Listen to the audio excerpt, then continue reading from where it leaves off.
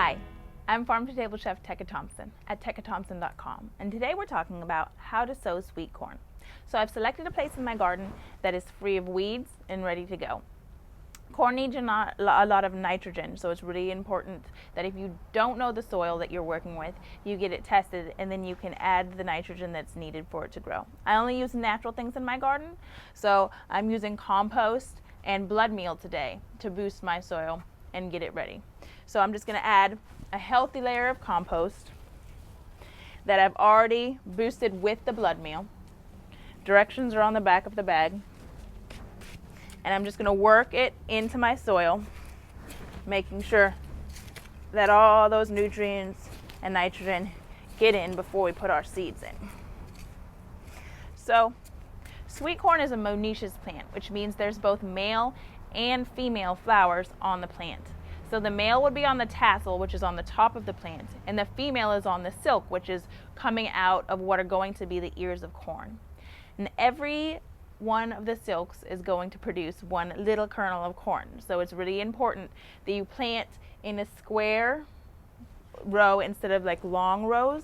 Therefore, when that pollen gets blown, it can just blow right down onto the silk, and then that's how it fertilizes itself.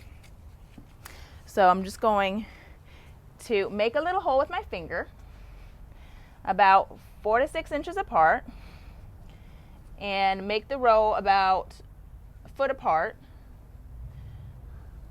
and this will give plenty of time for them to grow. And then I'm going to just take my corn kernels.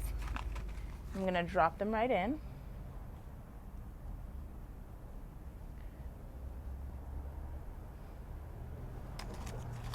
And we're planting them today about 1 inch deep.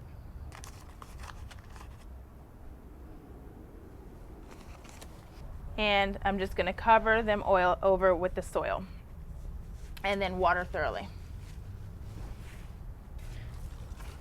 Now it's important to continue watering throughout the growing season of your corn, because corn needs about 1.5 inches of water a week to properly germinate and for the kernels to develop properly and everything like that. Also, you can add more fertilizer if you like, if you think that it's lacking in nutrients, and you can literally add it right around the bed of corn that we planted, and then water it, and the nitrogen and nutrients have a good way to seep in the roots that are already growing. So that is pretty much that. You'll want to make sure that you keep it weeded and watered and fertilized, and that the temperature is above 60 degrees Fahrenheit, and that you're about 2 weeks past your last frost when you go to sow your sweet corn. I'm farm-to-table chef Teca Thompson at tecathompson.com. That is how to sow sweet corn. Thank you for watching.